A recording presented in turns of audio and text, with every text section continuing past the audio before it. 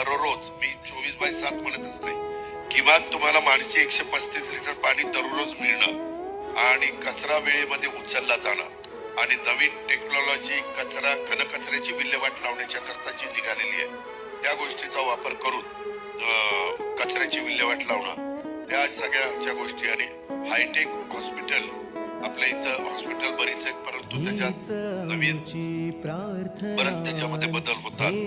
जे तुमचं ruby hospital तशा पद्धतीची सोय करते, पुणे हॉस्पिटल करतं, सह्याद्री करतं, निनाद मंगेश्वर हॉस्पिटल करतं, अशा अनेक प्रकारचे हॉस्पिटल या गोष्टी करतात. परंतु सर्वसामान्य लोकांच्या करता पुणे कॉर्पोरेशनचं पण काम आहे हॉस्पिटलची अतिशय चांगली सेवा माझ्या नागरिकांना देणं, या सगळ्या गोष्टी आम्ही निश्चितपणे करून दाखवू, याबद्दलची ग्वाही मी आपल्याला देतो. सार्वजनिक प्रश्न सोडवण्याच्या करता नागरिकांनो मला आवडतं. इंडिव्हिज्युअल प्रश्न एखादा माझ्याकडनं होणार नाही, एखादी बदली होणार नाही किंवा आणखीन काही वैयक्तिक कुणाचा फायदा असेल, पण आता सांगितलेले प्रश्न हे सगळे नागरिक समस्या आहेत. याचा वैयक्तिक एकाही सोसायटी धारकांचा इंटरेस्ट नाहीये.